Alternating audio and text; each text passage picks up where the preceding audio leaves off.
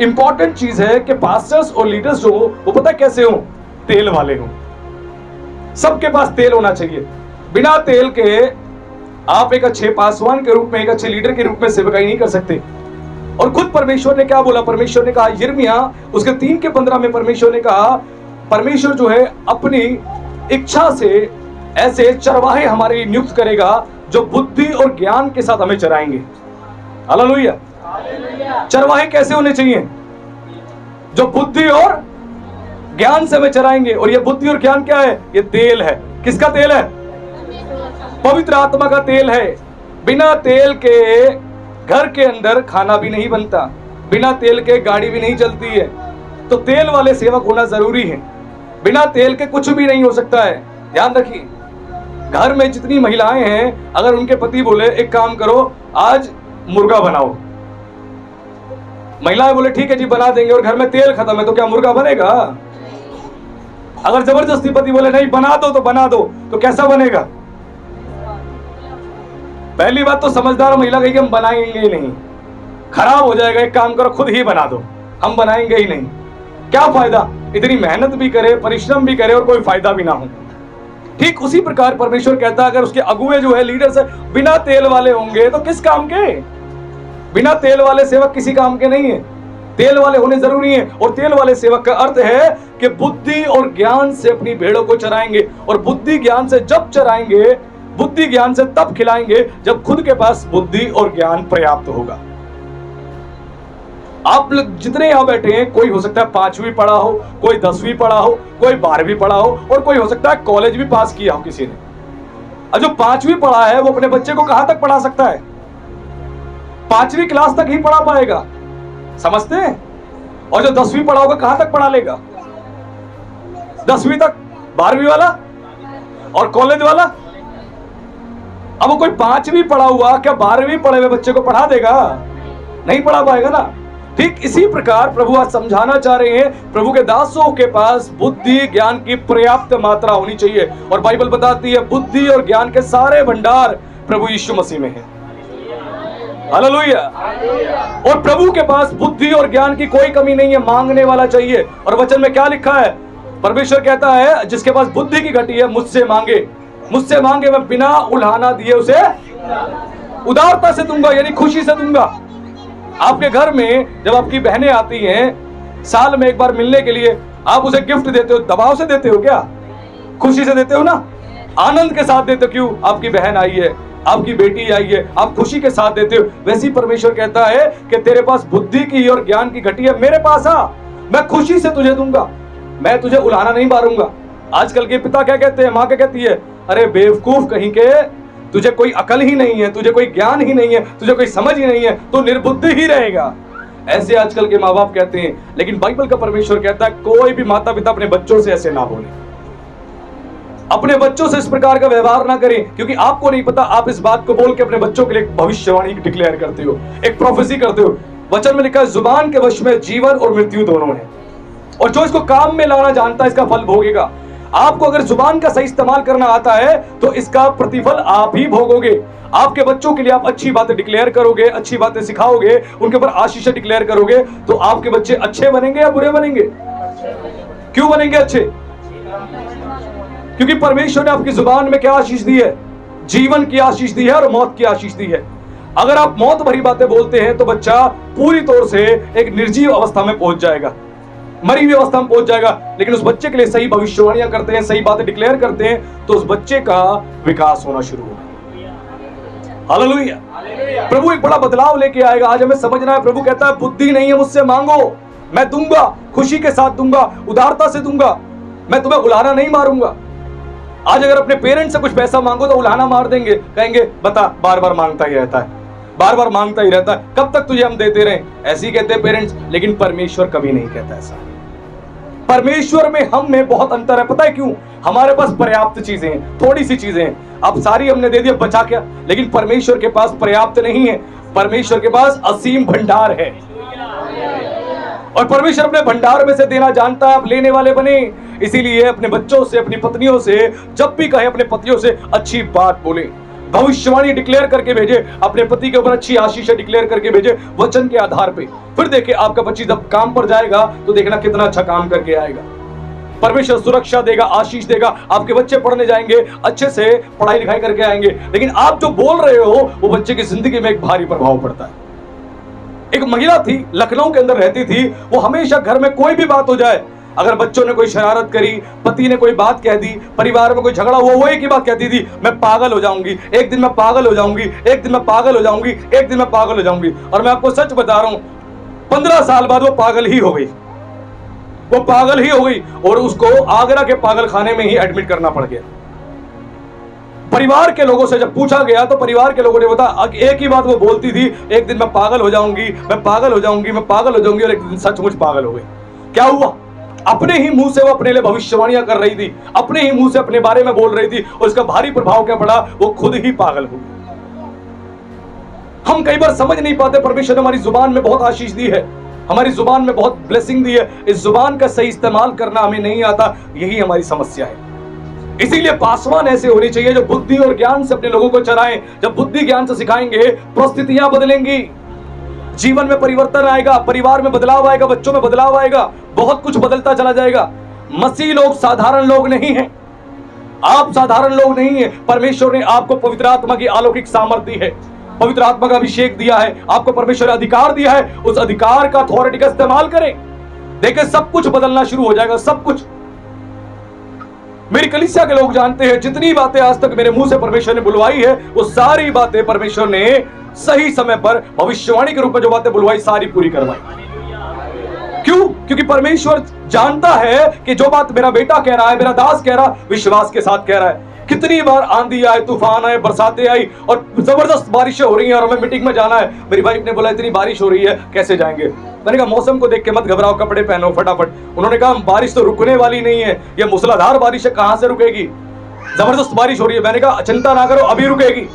और उनके सामने मैंने प्रार्थना करी अधिकार से, अथॉरिटी से, और मैंने बादल को आदेश दिया, बारिश को आदेश दिया, और बारिश थम गई और हम जा पाए। ये एक बार नहीं, अनेकों बार ऐसा हुआ, अनेकों बार। क्यों हुआ है? क्योंकि परमेश्वर जो है वो कहता है विश्वास से यदि तू कहेगा इस पहाड़ से उखड़ जा, तो वो तेरी बात सुन लेगा। इस पहाड़ से कहेगा, इस पेड़ से कहेगा उखड़ जा, तो तेरी बात सुन लेगा। यानी संसार की हर एक चीज आपकी बात सुनती है। यीशु की बात आंधी तूफान कैसे सुन रहा था? आंधी तूफान जो है, इनके अंदर भी एक एनर्जी है, एक एनर्जी है। उस एनर्जी को कंट्रोल कौन करता है? परमेश्वर करता है। जब उसी के नाम से आप उन एनर्जी को, जब उसको आदेश देते हो, कमांड करते हो, अथॉरिटी से कहते हो, तो वो भी आपकी बात सुनता है। आंधी तूफान भी आपकी बात सुनते हैं। आज आपको परमेश्वर सिखाना चाह रहा है, आज डर और भय में जीवन व्यतीत ना करें। कैसे सब कुछ बदलेगा, कैसे सब कुछ बदलेगा? प्रभु सब कुछ बदल सकता है, सब कुछ। लेकिन सबसे पहले पता है क्या बदलता है? वो आपको। सब कुछ बदलने से पहले आपको बदलता है। अगर आपकी परिस्थिति बदल दी, परमेश्वर ने आपको लाखों रुपया दे दिया, प्रभु ने करोड़ों रुपया दे दिया आपको, और आपका स्वभाव नहीं बदला, आपका नेचर नहीं बदला, आपका बोलचाल नहीं बदला, तो उस पैसे को लेकर आप पुराना ही जीवन व्यतीत करोगे, अपने पैसे को व्यर्थ में बर्बाद करोगे, उस पैसे का सही उपयोग नहीं करोगे। बाइबल में लिखा है तुम मांगते हो पर पाते नहीं हो, क्योंकि बुरी इच्छा से मांगते हो ताकि अपने भोग विलास में उड़ा दो। आज हम मांगते हैं बुरी इच्छा से, पैसा मुझे मिल जाए तो हम क्या करेंगे? यहां से निकल के अच्छे इलाके में एक बड़ा सा घर लेंगे, उसके बाद अपने बच्चों को हम क्रिश्चियन स्कूल में डालेंगे, उसके बाद एक बड़ी सी गाड़ी लेंगे, उसके बाद अच्छा अच्छा कपड़ा लेंगे, उसके बाद अच्छी अच्छी ज्वेलरी लेंगे, कुछ पैसा बैंक में एफडी करा देंगे, कुछ गोल्ड का, सिल्वर का कुछ ना कुछ खरीद लेंगे। उसमें हमने कहां विचार रखा कि परमेश्वर जब हमें पैसा देगा तो प्रभु की सेवा के लिए हम ये हिस्सा निकाल के देंगे? कहां है वो विचार? प्रभु के दास जो संघर्ष कर रहे हैं सेवकाई में, हम हाथ बढ़ा के उनकी सहायता करेंगे, कहां ये विचार? हमारी रिश्तेदारी में कुछ लोग गरीब हैं, बहुत निचले तबके के हैं, कईयों के पति नहीं है, उनकी सहायता मदद करने के लिए कहां है हमारे विचार? हमारे पड़ोसी जिन्होंने हमारी बहुत मदद करी, हमारी परिस्थिति बदली, तो पड़ोसी को बताए बिना चुपचाप रातों रात गायब हो गए, पड़ोसी को खबर भी नहीं दी कि यहां से हम जा रहे हैं। क्यों? हाय हाय हो जाएगी, नजर लग जाएगी ना। आज भी हम इस प्रकार के मसीह हैं। बताओ, प्रभु की दृष्टि आपके ऊपर है, फिर भी संसार की दृष्टि आपको नुकसान पहुंचा देगी। ये डर, ये भय आपके अंदर है और ये पूरी तौर से डिमोनिक है। मैं आपको सच बता रहा हूं, ये परमेश्वर के वचन के आधार पे नहीं, ये परमेश्वर के वचन के आधार पे नहीं। आज हमें समझना है, हमारे विचारों को बदलने की जरूरत है। विचार नहीं बदलेंगे तो सच बता रहा हूं, कुछ नहीं बदलेगा, कुछ भी नहीं बदलेगा। बाइबल में प्रभु यीशु मसीह ने जब प्रचार को प्रारंभ किया तो प्रभु ने एक बड़ी सटीक बात से प्रचार प्रारंभ किया और प्रभु ने कहा, मन फिराओ क्योंकि स्वर्ग का राज निकट है। मन फिराएंगे तब जाके स्वर्ग के राज्य में प्रवेश करेंगे। और स्वर्ग के राज्य में प्रवेश करने का अर्थ क्या है? स्वर्ग में जाना नहीं, हम इस पृथ्वी पे हम परमेश्वर के राज्य में प्रवेश कर जाते हैं, उसके राज्य में हम चलना फिरना शुरू कर देते हैं। इस बात को हमें समझना जरूरी है। जब तक हम समझेंगे नहीं, हमारे जीवन में एक बड़ा बदलाव नहीं आएगा, नहीं आएगा। मसीह शाश्वत तरीके से हमारे हृदय में वास करता है और हमारे जीवन में एक बड़े बदलाव को लेकर आता है। इसलिए जरूरी है पास्टर्स जितने हो वो तेल वाले हो। बिना तेल वाले सेवकों की आवश्यकता नहीं है। प्रभु को तेल वाले सेवक चाहिए। और तेल वाले सेवक होने का अर्थ क्या है? पवित्र आत्मा से भरना है। प्रतिदिन प्रतिदिन पवित्र आत्मा से भरना है। अगर हर दिन आप प्रार्थना में बैठते हैं, हर दिन आप प्रार्थना करते हैं, तो इट मींस आप कह रहे हैं, प्रभु मेरा बर्तन खाली हो गया है, मुझे तेल की आवश्यकता है। और प्रभु क्या करेगा? आपके अंदर तेल भरेगा, यानी पवित्र आत्मा को भरेगा। और पवित्र आत्मा से आप जब भरते जाओगे, भरते जाओगे, भरते जाओगे, ना केवल अपने लिए वरन दूसरों के लिए भी आशीष का कारण बन जाओगे। आज प्रभु कुछ सिखाना चाह रहा है। ध्यान से सुनिएगा, बड़ी गंभीर बातें हैं। मैं आज आया हूं, उसके बाद थोड़ी देर बाद मैं यहां से चला जाऊंगा। लेकिन आज जो वचन का मैं बीज बो रहा हूं, ये बीज जो है आपकी जिंदगी में एक बड़ा काम करेगा। यीशु मसीह जब बीज बोने के दृष्टांत को दे रहे थे, उन्होंने क्या बोला? प्रभु ने कहा, बीज बोने वाला बीज बोने आया। कुछ बीज गिरे झाड़ियों में, कुछ गिरे सड़क के किनारे, और कुछ गिरे पथरीली भूमि पर, और कुछ गिरे अच्छी भूमि पर। अब ये सड़क के किनारे वाले कौन है? जहां पे पक्षी आया चुप के ले गया। ये सड़क के किनारे वाले वो हैं जो कभी भी अपने घर में टिकते नहीं है, जिनके कदम घर में टिकते नहीं, हमेशा घर से बाहर दिखाई देते हैं। और परिवार में सब घर से बाहर कौन दिखाई देता है? जवान बच्चे। जवान बच्चे घर पे नहीं मिलेंगे आपको, घर से बाहर मिलेंगे, चौराहों पे, चौकों पे, घर से बाहर मिलेंगे। और ऐसे बच्चे जब भी चर्च में आके वचन सुनते हैं, बड़े प्यार से शैतान वचन चुरा के ले जाता है।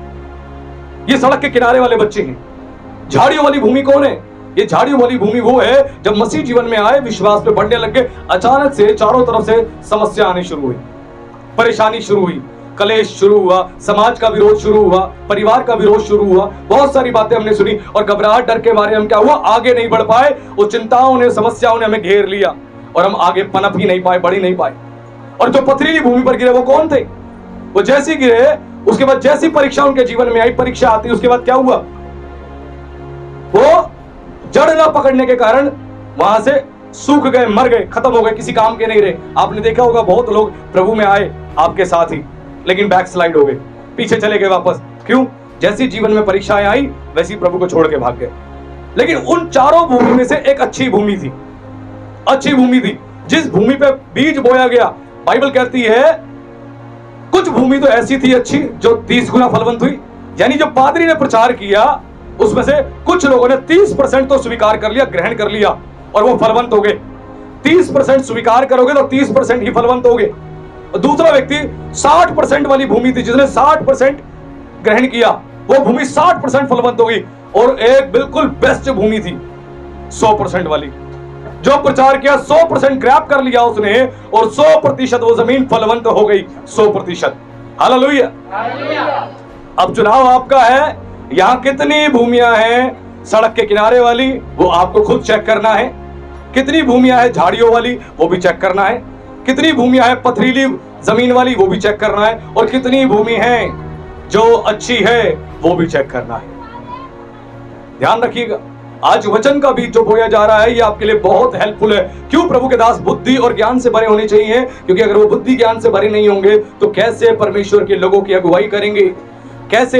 क्योंकि खुद परमेश्वर कहता, मैं अपने मन के अनुसार चरवाहे दूंगा, मन के अनुसार, ताकि बुद्धि और ज्ञान से उनको चराएं, बुद्धि और ज्ञान से उनको वचन सिखाएं, अपने मन की कल्पना से नहीं, अपनी इंटरप्रिटेशन से नहीं, बाइबल के आधार पे, बाइबल में जो बात कही गई है उसी के अनुसार लोगों को सिखाएं और समझाएं।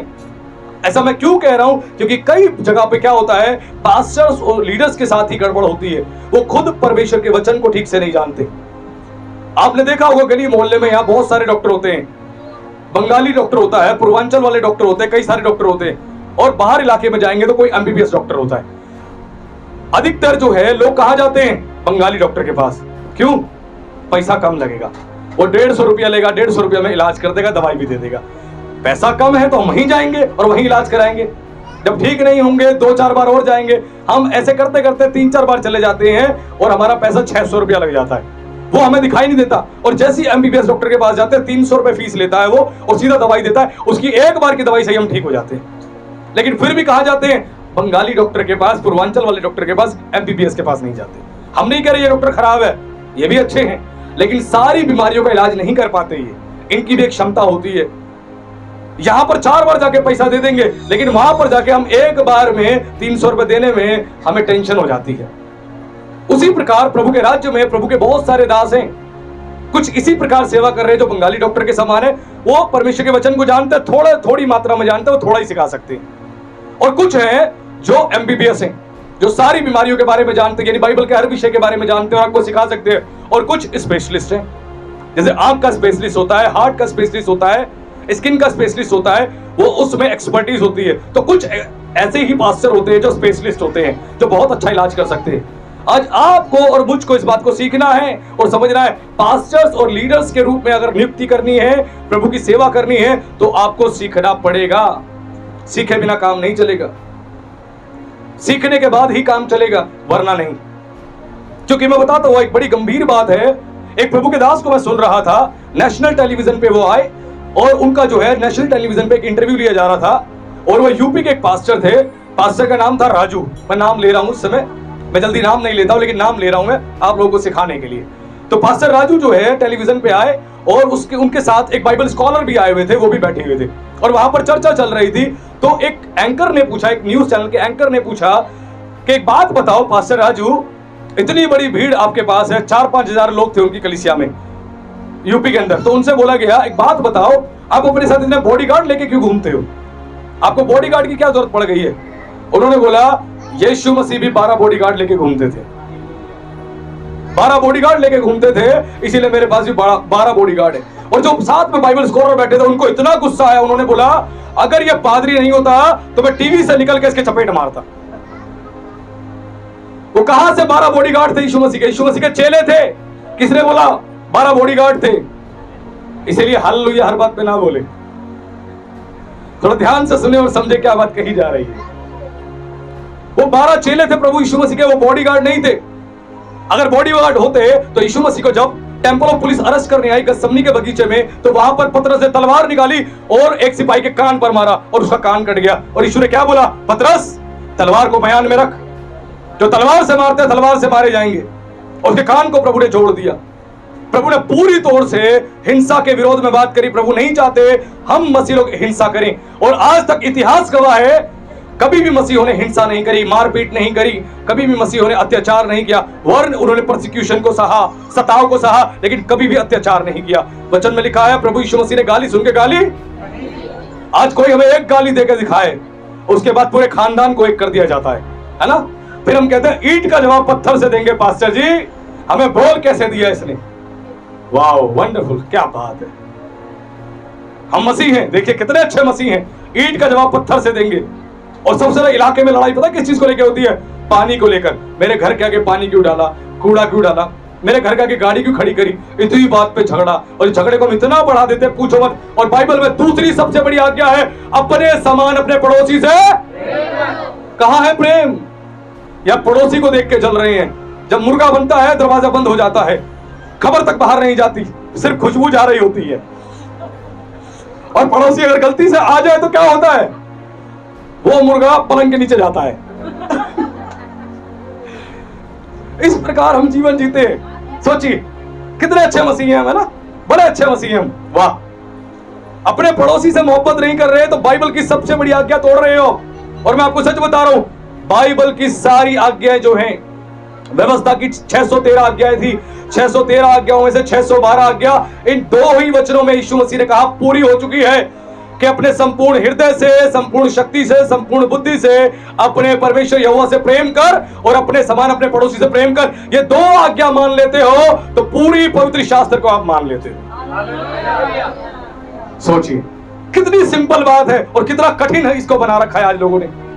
आज पड़ोसियों से मोहब्बत करो। अरे जब हलवा बनता है एक छोटी कटोरी, बड़ी कटोरी नहीं दे सकते, छोटी कटोरी लेके जाओ और बोलो ये आपके लिए, बच्चों को खिला देना, घर में बनाया था इसलिए लो बच्चों को खिला देना।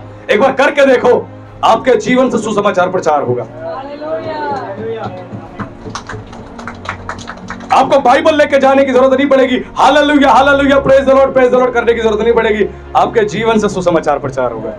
वो बोलेंगे वाह क्या बात है, इतना बदलाव, इतना बड़ा बदलाव, क्या बात है। और लोग खुद बोलेंगे ये कहां जाता है, ये हर संडे जो है अपने हाथ में किताब लेके जाता है, लगता है चर्च जाता है, वहीं पर ये सीखता है। पहले ये ऐसा नहीं था, अब ये बदल चुका है। पहले ये बीवी को गाली देता था, अब प्यार करता है। बच्चों को गाली देता था, अब प्यार से समझाता है। पड़ोसी को देखना नहीं चाहता था, अब पड़ोसी से अच्छा व्यवहार करता है। ये बदल रहा है, अच्छी जगह जा रहा है।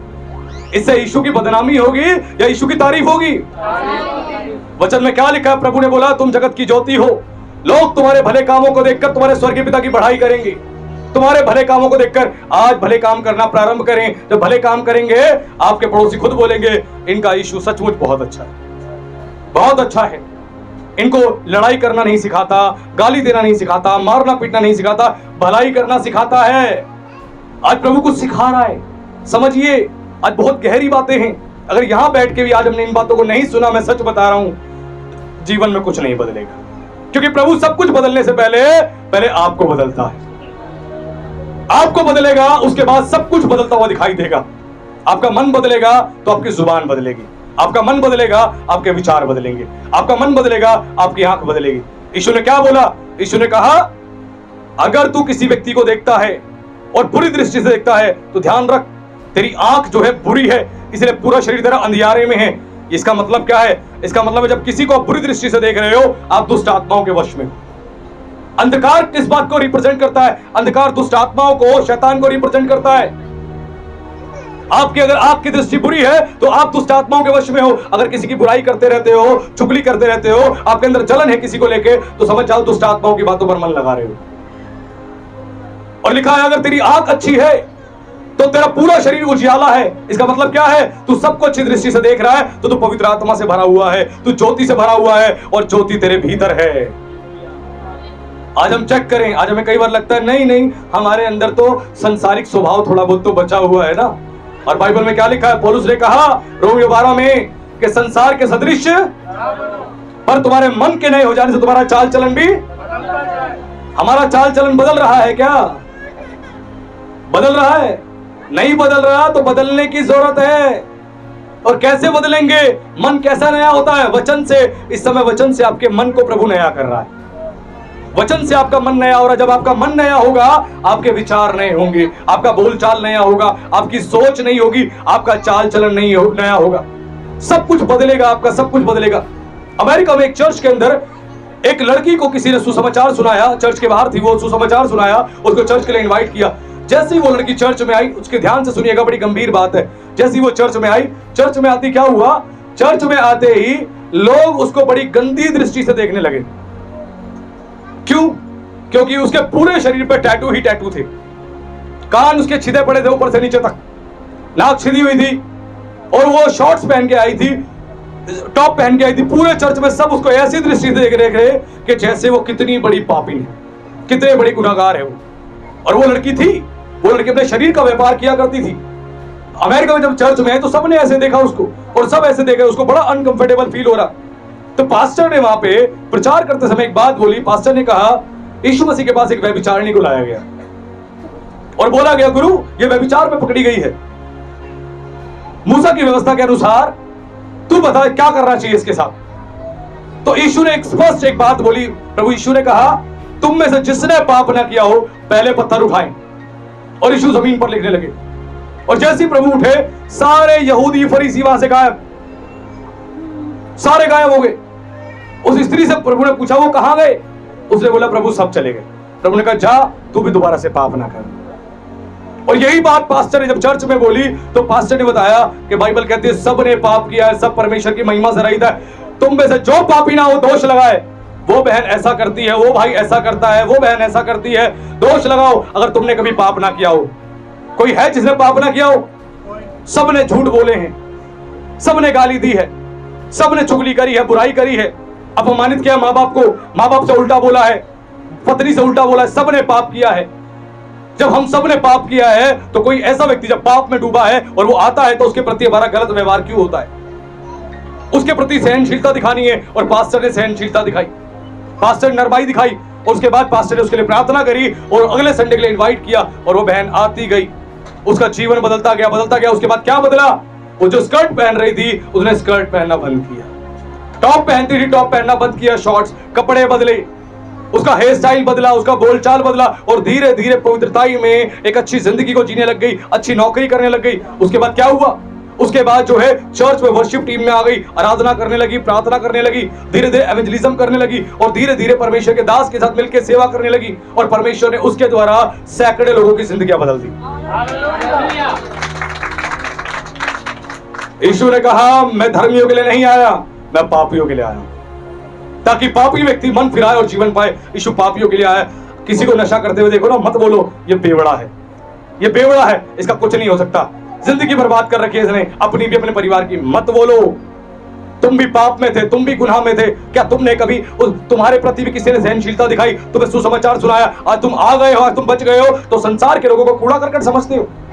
नहीं मेरे भाई, नहीं मेरी बहन, विचार बदल दो, सोच बदल दो, यीशु वाला दिल रखो। यीशु वाला दिल रखोगे ना तो बीमार देखोगे उसको बीमार। और यीशु ने कहा मैं बीमारों के लिए आया हूं। वैद्य जो है भले चंगों के लिए नहीं, बीमारों के लिए, जो आत्मिक रीति से बीमार है। वो लोग आत्मिक रीति से बीमार है, इसीलिए नशा कर रहे हैं, इसीलिए वो जुआ खेल रहे हैं, इसीलिए गाली देते हैं। ऐसों को देख के सहनशीलता दिखाओ। हम जब आ रहे होते हमारे पीछे से कोई गाली देके जाता है, हमारा मन खराब हो जाता है, हमें गुस्सा आ जाता है और हमें लगता है कि 4 बात इसको सुना दे, गाली कैसे दे रहे हो, ऐसे लगता है। लेकिन बाइबल का परमेश्वर कह रहा है तुम बलवानों को चाहिए, निर्बलों की निर्बलताओं को सह लो। क्या हम सहते हैं? क्यों नहीं सहते? आज अपने पापा की 2 बात नहीं सुन पाते, मम्मी की 1 बात नहीं सुन पाते, पत्नी की 1 बात नहीं सुन पाते, पति की 1 बात नहीं सुन पाते, बच्चों की 1 बात नहीं सुन पाते, पड़ोसी की 1 बात नहीं सुन पाते, पादरी की तो मैं कह रहा पौनी बात भी नहीं सुन पाते।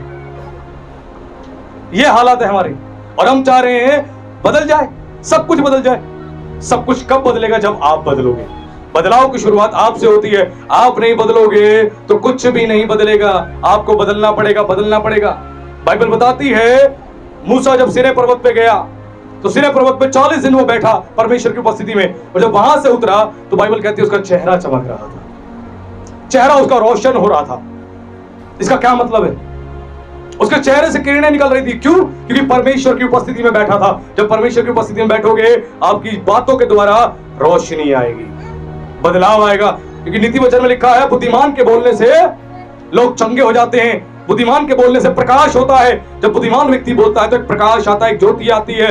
वो ज्योति कहां आती है? हमारे अंधकार भरे जीवन में। और वहां पर जब वो ज्योति आती है तो हम अपनी गलतियों को देख पाते हैं, हम अपनी गलतियों को सही कर पाते हैं। वो प्रभु की उपस्थिति में बैठा, इसीलिए उसका चेहरा चमक रहा था। और दूसरी बात देखते हैं, उसके हाथ में परमेश्वर का वचन था, वो पट्टियां लेके आया, इसीलिए वो शक्तिशाली रूप में उतर के आया। जब तक आप प्रभु की उपस्थिति में नहीं बैठोगे, यानी प्रार्थना में नहीं बैठोगे, तेल नहीं होगा। तेल नहीं होगा, लालटेन में आग नहीं जलेगी, किसी को रोशनी नहीं मिलेगी। तेल होगा तो रोशनी आएगी। और वचन अगर हाथ में होगा तो आप वो कार्य कर पाओगे जो कार्य एक साधारण मनुष्य नहीं कर सकता। क्योंकि वचन में लिखा, भजन संहिता 119 के 105 में, हमारे पैरों के लिए दीपक है और मार्ग के लिए उजियाला है। यानी प्रभु का वचन हमें राह भी दिखाता है और चलना भी सिखाता है। इस वचन को ढूंढे। जब भी परेशान हो जाओ, बाइबल खोलो और पढ़ो, परमेश्वर आपसे क्या कहना चाहता है। प्रभु की बात को सुनो और समझो, प्रभु आपसे क्या कहना चाहता है। मैं सच बता रहा हूं, मैं अपनी सारी प्रॉब्लम्स का सॉल्यूशन बाइबल से पाता हूं, प्रार्थना से पाता हूं। कोई भी प्रॉब्लम होती है, मैं बाइबल खोलता हूं, मैं पढ़ता हूं परमेश्वर के वचन को, मैं प्रार्थना में बैठता हूं और प्रभु से मैं उस उत्तर को पाता हूं और वो उत्तर अद्भुत होता है। क्यों? प्रभु ने खुद कहा एक इमरजेंसी नंबर डायल करो जब कुछ समझ ना आए। आज अगर आग लग जाएगी आपके इलाके में तो इमरजेंसी नंबर डायल करोगे, कौन सा है वो? 102 पे कॉल करोगे। कौन सी टीम आएगी? फायर ब्रिगेड की टीम आएगी और अचानक से लड़ाई झगड़ा हो जाए, दंगा हो जाए, तो इमरजेंसी नंबर डायल करोगे, कौन सा है वो? 112 है। कौन आएगा? पुलिस डिपार्टमेंट के लोग आएंगे। वैसे ही बाइबल का परमेश्वर कहता कोई समस्या आ जाए, इमरजेंसी नंबर डायल करो 333, यिर्मयाह 33:3, मुझसे प्रार्थना कर, तेरी प्रार्थना सुन के तुझे बड़ी बड़ी और कठिन बातें बताऊंगा जिन्हें तू अभी नहीं समझता। वाह, वंडरफुल। कुछ समझ नहीं आ रहा, अब क्या करें पास्टर जी? पति नहीं सुधर रहा, काम ठीक नहीं हो रहा, बच्चे नहीं ठीक हो रहे, बीमारी नहीं जा रही, अब क्या करें? इमरजेंसी नंबर डायल करो मेरी बहना, मेरे भाई, बच्चों, इमरजेंसी नंबर डायल करो, यिर्मयाह 33:3। बाइबल में बहुत सारे इमरजेंसी नंबर है, अगर आपको चाहिए हो तो मैं आपको साझा कर दूंगा, ले लीजिएगा, पास साहब को डाल दूंगा, पास साहब शेयर कर देंगे। वो इमरजेंसी नंबर आपको पता होने चाहिए, डायल करो, क्विकली डायल करो। वो सबके लिए है, पास्टर हो उसके लिए भी, बिशप हो उसके लिए भी, अपोस्टल हो उसके लिए भी, पादरी हो उसके लिए भी, और विश्वासी हो तो उसके लिए भी। ये सब के लिए इमरजेंसी नंबर है, इसको डायल करना है। आज प्रभु हमें सिखा रहा है, आज यहाँ पे आए ना, सच बता रहा हूं, खाली मत जाना, खाली मत जाना। आज प्रभु कुछ देना चाह रहा है। यहां मैं देख पा रहा हूं एक दो लोग ऐसे हैं जो सुन तो रहे हैं लेकिन उनके भेजे में कुछ नहीं जा रहा। एक फ्लाईओवर बना हुआ है, यहां बात जा रही है और फ्लाईओवर से ऊपर से सीधा उतर के निकल रही है। ऐसा ना करें। आज बैठे हैं, पवित्र आत्मा से सहायता मांगे, बोले पवित्र आत्मा मेरी मदद कर ताकि मैं बात को समझ सकूं। मैं आपसे फारसी में बात नहीं कर रहा, मैं उर्दू में बात नहीं कर रहा, मैं हिंदी में ही बोल रहा हूं और बिल्कुल साधारण और सिंपल भाषा में बोल रहा हूं ताकि आज मेरे भाई बहनों को समझ में आए, प्रभु के लोगों को समझ में आए। और आज ये मेरा सौभाग्य है कि प्रभु ने अपने पवित्र लोगों की सेवा करने का मुझे अवसर दिया है। ये प्रभु की ओर से एक बहुत बड़ा मेरे लिए अनुग्रह है कि आपकी सेवा करने का प्रभु ने मुझे अवसर दिया है। लोग सोचते हैं कि लोग पास्टर की सेवा कर रहे हैं, अरे नहीं, ईश्वर ने कहा मैं अपनी सेवा करवाने नहीं आया, मैं सेवा करने आया हूं। हम सेवा करवाने नहीं आए मेरे भाई मेरी बहन, हम सेवा करने आए, हम सेवा करने आए, आपकी सेवा करने आए। जब हम आपकी सेवा करेंगे तो आपके जीवन में एक बड़ा बदलाव आएगा, एक ट्रांसफॉर्मेशन आएगा और आपके विचार बदलेंगे, आपकी सोच बदलेगी। ध्यान रखना, यहाँ कई लोग ऐसे बैठे हैं जो सचमुच अपने घर में बहुत बातों को लेकर परेशान है, चिंतित है।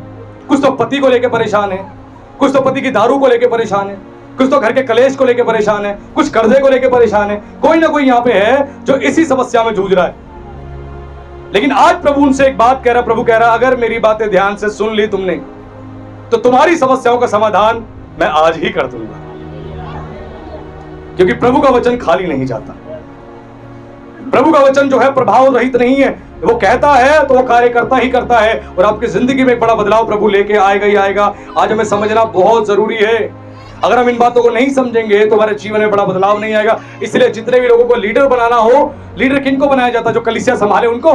नहीं नहीं नहीं नहीं, इस गलतफहमी से आज पासवानों को बाहर निकलना पड़ेगा। जो कलीसिया संभाले उनको लीडर नहीं बनाया जाता। हमें लगता है ये बहन पुरानी है, ये बहन अच्छी है, इसको बना दो, ये भाई पुराना है, अच्छा है, इसको बना दो। नहीं नहीं नहीं, हमेशा कलीसिया में लीडर उनको बनाया जाता है जो संभाले नहीं बल्कि तैयार करे, तैयार करे। तैयार करने वालों को लीडर बनाया जाता है जो औरों को तैयार कर रहे हैं। जो केवल संभाल रहे हैं उनको लीडर नहीं बनाया जाता। अगर संभालने वाले को लीडर बनाओगे वो आया के समान संभालते रहेंगे। घर में बच्चों को कौन संभालता है? आया संभालती है। अमीरों के घर में, हमारे यहाँ तो मम्मियां संभाल लेती है, अमीरों के यहाँ तो आया संभालती है, क्योंकि दोनों हस्बैंड वाइफ काम पर होते हैं, आया संभालती है। ठीक उसी प्रकार प्रभु आज कुछ हमसे कह रहे हैं, आज हमें कुछ बता रहे हैं, आज कुछ सिखा रहे हैं हमें। अगर आया बना के चर्च में किसी को अपॉइंट कर दिया लीडर के रूप में, वो सिर्फ लोगों को संभाल ही सकता है, संभाल ही सकती है। लेकिन आपको ऐसों को नियुक्त करना है जो तैयार करे, जो दूसरों को तैयार करे, दूसरों को रेडी करे, जिसका खुद का जीवन गवाही देता हो यीशु की, जो खुद यीशु के प्रति दीवानगी रखता हो, यीशु के प्रेम से भरा हो, यीशु के प्रति समर्पित हो, अधीनता में सेवा करता हो, नम्रता से सेवा करता हो, घमंड अहंकार उसके जीवन में दिखाई ना दे, बड़बोलापन दिखाई ना दे, परमेश्वर का वचन उसके भय में चलने वाला व्यक्ति हो। ऐसे व्यक्ति को हमें चुनना है, ऐसे व्यक्ति को, ताकि वो सेवा करे और परमेश्वर के राज्य में एक बड़ा काम हो। हम बार बार एक व्यक्ति को भूल जाते हैं, एलिया जब सारपात में गया तो सारपात की एक विधवा के बारे में हम सब जानते हैं। जो सारपात की विधवा थी, वहां पर क्या हुआ? वो परेशान थी बहुत। एलिया ने बोला एक काम कर, जा पड़ोसियों के यहां से सारे बर्तन लिया, जितने बर्तन ला सकते लिया। वो सारे बर्तन ले आई तो फिर क्या हुआ? जितने बर्तन थे सारे बर्तनों में तेल भर गया। जब तेल भर गया तो एलिया ने बोला जा और बर्तन लिया। उसने कहा बर्तन नहीं है। जैसी कहा बर्तन नहीं है वैसी तेल रुक गया। ठीक उसी प्रकार जिस दिन आप प्रार्थना नहीं करते हो, आप कहते हो प्रभु तेल बहुत है, अब जरूरत नहीं है, तेल रुक जाता है, रुक जाता है। हर दिन तेल की जरूरत है, हर दिन तेल की जरूरत है। ये ध्यान रखना। अगर आपके पास तेल, आपने गाड़ी में यहां से जाना है, मान लो आपने हरिद्वार जाना है और यहां से गाड़ी में तेल आपने डलवाया केवल गाजियाबाद तक का, तो क्या आपकी गाड़ी हरिद्वार पहुंचेगी? आपकी गाड़ी जाके गाजियाबाद में ही बंद पड़ जाएगी। ठीक उसी प्रकार आपके आत्मिक जीवन में जिसके पास तेल केवल थोड़ा सा है, वो थोड़ी ही यात्रा कर पाएगा, वो थोड़ी ही सेवा कर पाएगा। लेकिन जिसके पास तेल भरपूर है, वो एक लंबी यात्रा कर पाएगा और दूसरों को भी रोशनी दिखा पाएगा। हम 10 कुंवारियों के दृष्टांत को ना भूलें। 5 बुद्धिमान थी और 5 मूर्ख थी। जो बुद्धिमान थी उन्होंने क्या किया? अपनी कुप्पियों में एक्स्ट्रा तेल भर रखा था। मशालों में तो तेल था, इसीलिए तो आग जल रही थी। लेकिन जो मूर्ख थी, उन्होंने कुप्पियों में तेल नहीं लिया, उन्होंने क्या किया? केवल मशालों में तेल भर लिया। वैसे ही कई पादरी और कई लीडर क्या करते हैं? संडे जिस दिन सेवा करनी है उसी दिन प्रार्थना करते हैं, उसी दिन पवित्र आत्मा के तेल को लेते हैं और खड़े हो जाते हैं। बाकी 6 दिन बिना तेल के घूम रहे होते हैं। हम 5 बुद्धिमान को ना भूले, एक्स्ट्रा तेल था उनके पास कुप्पियों में। एक्स्ट्रा तेल यानी आप प्रार्थनाओं को अधिक से अधिक करे जाओ, ताकि आपके पास एक्स्ट्रा तेल हो, एक्स्ट्रा ऑयल हो, लोगों को देने के लिए प्रकाशन हो, लोगों को देने के लिए वचन की शिक्षाएं हो, वो बातें हो। आपको अधिक मेहनत और परिश्रम करनी पड़ेगी, तब आप दूसरों के लिए उपयोगी बनोगे, वरना नहीं। आज प्रभु कुछ सिखा रहा है। मैं सच बता रहा हूं मेरे भाई मेरी बहन, यहां आप आए हो, बैठे हो, आज प्रभु आपसे बात कर रहा है। आज आपको सीखने की आवश्यकता है। हर दिन प्रार्थना करनी है, हर दिन। और ईश्वर ने कहा जागते रहो, प्रार्थना करते रहो, ताकि परीक्षा में अगर परीक्षाओं से बचना है तो आपको हर दिन प्रार्थना करनी है। कौन सी परीक्षाएं? जो प्रलोभन हमारे जिंदगी में शैतान लेके आता है। क्या लेके आता है? व्यभिचार, नशा, लोभ, लालच, लड़ाई झगड़ा, गुस्सा, अहंकार, घमंड, ये सारी बातें लेके आता है। ये क्या है? ये टेम्पटेशंस है, ये परीक्षाएं हैं। इनसे कब बच सकते हो? जब आप प्रार्थना में रहोगे। प्रार्थना में रहने से पवित्र आत्मा का तेल आपके पास रहेगा। जब तेल रहेगा तो आपको सहायता मिलेगी, मदद मिलेगी और आप अच्छे से परमेश्वर के साथ चल पाओगे। अगर पवित्र आत्मा का तेल नहीं है, मैं सच बता रहा हूं, आप कुछ नहीं कर पाओगे। कई पादरी हमने देखे हैं जो सुबह संडे की एक सर्विस लेने के बाद उसके बाद पूरे दिन टूट जाते हैं, अगले 2 दिन तक रेस्ट पे होते हैं। पता है क्यों? तेल ही नहीं है उनके पास। और जिनकी कुप्पियों में तेल है एक्स्ट्रा, वो मॉर्निंग की भी सर्विस कर लेते हैं, इवनिंग की भी सर्विस कर लेते हैं, अगले दिन की भी सर्विस कर लेते हैं और वो थकते तक नहीं, क्योंकि तेल बहुत है। तेल बहुत है। तेल आपके पास एक्स्ट्रा होना चाहिए। अगर तेल आपके पास एक्स्ट्रा है तभी काम चलेगा। यानी इसका मतलब हर दिन प्रार्थना करनी है, हर दिन। और दिन में कितनी बार प्रार्थना करनी है? 3 बार प्रार्थना करनी है। क्यों 3 बार प्रार्थना करनी है? 3 बार इसीलिए प्रार्थना करनी है क्योंकि अब्राहम जो है भोर को तड़के उठ के प्रार्थना करता था 1 बार। उसका बेटा इसहाक था, वो 2 बार प्रार्थना करता था, भोर को और सांझ को। याकूब ने 3 बार प्रार्थना शुरू करी, भोर को, दोपहर को और सांझ को 3 टाइम प्रार्थना करता था। डैनियल उसी बात को फॉलो कर रहा था, इसलिए डैनियल दिन में 3 बार प्रार्थना करता था। उसको पता है जितनी मैं प्रार्थनाएं करूंगा उतना परमेश्वर की उपस्थिति में बैठूंगा, और बैठूंगा तो मेरे जीवन में परमेश्वर का कार्य होगा और ज्यादा मैं बेहतर बनूंगा। चुगली बुराई करने वालों के साथ बैठने से अच्छा है प्रभु के साथ बैठ जाओ, प्रभु की संगति में बैठ जाओ। आपके जीवन में एक बड़ा बदलाव आएगा, आपके जीवन में बड़ा ट्रांसफॉर्मेशन आएगा। अगर प्रार्थनाओं में बैठोगे, बिना प्रार्थनाओं के आप कुछ नहीं कर सकते। मैं सच बता रहा हूं, मेरा अधिक से अधिक समय परमेश्वर की उपस्थिति में बीतता है, परमेश्वर के वचन को अध्ययन करने के लिए और प्रार्थना में। मैं जानता हूं बिना प्रार्थनाओं के मैं कुछ नहीं कर सकता। ना मैं शत्रु से लड़ सकता हूं, ना ही उसकी सेवा कर सकता हूं। अगर शत्रु से हमें लड़ना है, उसकी सेवा करनी है, तो प्रार्थनाओं में हमें रहना पड़ेगा, और प्रार्थनाओं में रहेंगे तभी जाके हम कुछ कर पाएंगे। अगर प्रार्थनाओं में नहीं रहेंगे, मैं सच बता रहा हूं, कुछ नहीं कर पाएंगे, कुछ नहीं कर पाएंगे। इसलिए प्रार्थनाओं में रहना है और परमेश्वर के वचन को रात दिन मेडिटेशन करना है, रात दिन। अब कई पादरी सिखाते हैं, कई लीडर सिखाते हैं दिन में 1 बार बाइबल पढ़ लो, ऐसे कहते हैं। हम खाना दिन में कितनी बार खाते हैं? क्यों खाते 3 बार? शरीर कमजोर ना हो जाए, चक्कर ना आए, इसलिए 3 बार खाना खाते हैं। जब शरीर में 3 बार भोजन देते हैं तो आत्मा में 1 ही बार भोजन क्यों देते हो भाई? वचन में पता क्या लिखा है? कैसे हम इफेक्टिव बनेंगे, प्रभावशाली बनेंगे। परमेश्वर ने कहा था, बड़ी गंभीर बात कही थी यहोशू से, कहा था यहोशू जैसे मैं मूसा के संग था वैसे तेरे संग भी रहूंगा, और तेरे मन से व्यवस्था की बातें उतरने ना पाए। इसमें रात और दिन ध्यान देना, डे और नाइट इसको मेडिटेशन करना। ऐसा करने से तू प्रभावशाली बनेगा और तेरे काम सफल होंगे। डे और नाइट वचन को मेडिटेशन करोगे तो जाके प्रभावशाली बनोगे। आप खड़े होकर प्रार्थना करोगे, पवित्र आत्मा की आग उतर जाएगी। आप प्रचार करोगे, लोगों के हृदय बदल जाएंगे, मन बदल जाएंगे, विचार बदल जाएंगे, प्रभावशाली बनोगे। अगर डे और नाइट वचन को मेडिटेशन करोगे तो, अगर एक ही बार पढ़ोगे प्रभावशाली नहीं बनोगे। और यही बात हम देखते हैं भजन संहिता 1 में क्या लिखा है, वो मनुष्य धन्य है जिसके कार्य सफल होते हैं। क्यों? कि परमेश्वर की व्यवस्था पर रात दिन ध्यान देता है, रात दिन डे और नाइट मेडिटेशन करता है। वचन को एक टाइम नहीं पढ़ना, 2 बार पढ़ना है। एक बार पढ़ के आप भूल सकते हो, लेकिन 2 बार जब मेडिटेशन करते हो आप भूल नहीं पाओगे। आपके हृदय पर, आपके मन पर वो बातें छप जाएंगी।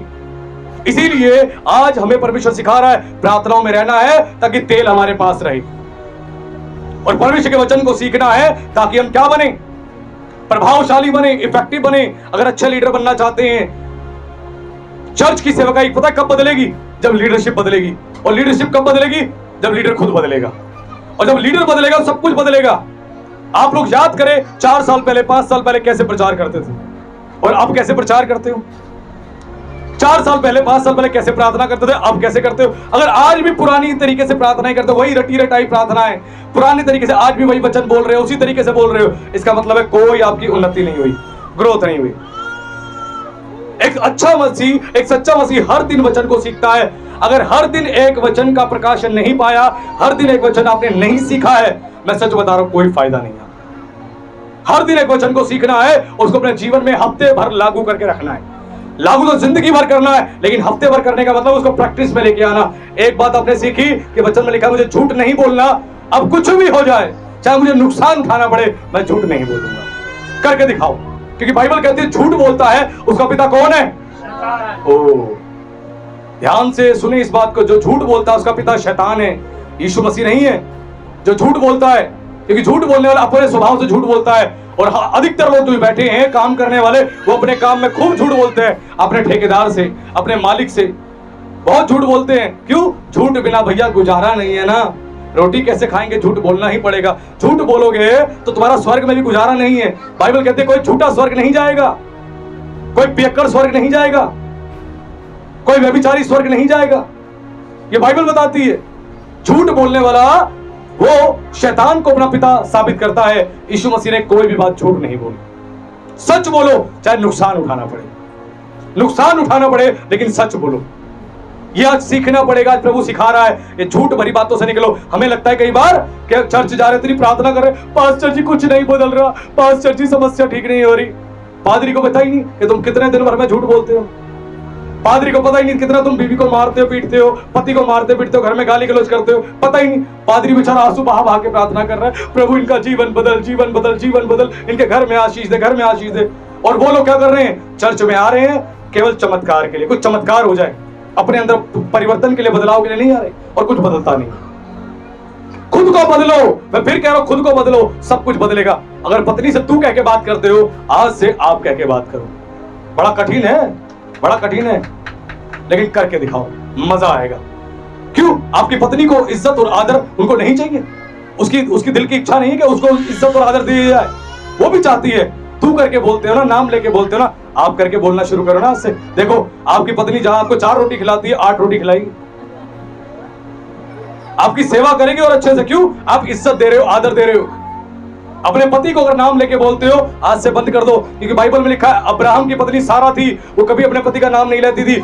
वचन में लिखा है वो स्वामी कह के पुकारती थी, स्वामी स्वामी। आज भी गांव की महिला क्या कहती है? मेरा पति मेरा मालिक है, कहती है।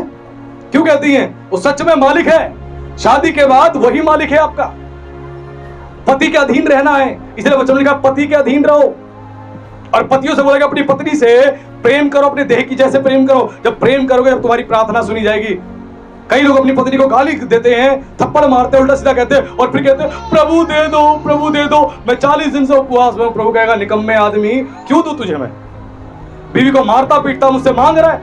वचन में लिखा है जो अपनी पत्नी को निर्बल पात्र जान के मारता पीटता, उसकी प्रार्थना रुक जाती है, प्रार्थना सुनी नहीं जाती, आपकी प्रेयर स्टॉप हो जाती है। जितना मर्जी प्रार्थना कर लो, स्वर्ग में जाती नहीं है, पहुंचती नहीं। तो प्रभु उत्तर क्या देगा? उत्तर ही नहीं देगा। आज यहां बैठे हो, जितनों ने गलतियां करी है, सच्चे हृदय से प्रभु के सामने पश्चाताप कर लेना। बोला प्रभु आज तक जो किया सो किया, अब नहीं करेंगे। अपनी पत्नी को भी इज्जत देंगे, पति को भी इज्जत देंगे, बच्चों को भी इज्जत देंगे, भाई बहनों को भी इज्जत देंगे, पड़ोसियों को भी इज्जत देंगे, कलीसिया के लोगों को भी इज्जत देंगे, सबको इज्जत देने वाले बने, देखिए सब कुछ बदलेगा, सब कुछ नया हो जाएगा। आज परमेश्वर कुछ गहरी बात सिखा रहा है। मैं चाहता हूं इन बातों को आप सीख लें और घबराए नहीं। इस प्रचार को अब मैं समाप्ति की ओर लेके आ चुका हूं। अब इस प्रचार को हम समाप्त करने जा रहे हैं, क्योंकि मैं जानता हूं आत्मिक भोजन के साथ साथ शारीरिक भोजन की भी आवश्यकता होती है। और कई बहनों को यहाँ से घर जाके खाना बनाना है, पतियों को खाना खिलाना है, बच्चों को खाना खिलाना है, मैं समझ सकता हूं। लेकिन जाते जाते एक बात को बड़ी गंभीरता से सीख लें। वचन में गहरी बात प्रभु यीशु मसीह ने बोला। प्रभु ने कहा, मनुष्य केवल रोटी से नहीं वरन मेरे मुख के निकले हुए हर एक वचन से जीवित रहेगा। ये वचन अनंत काल के लिए जीवित रख सकता है।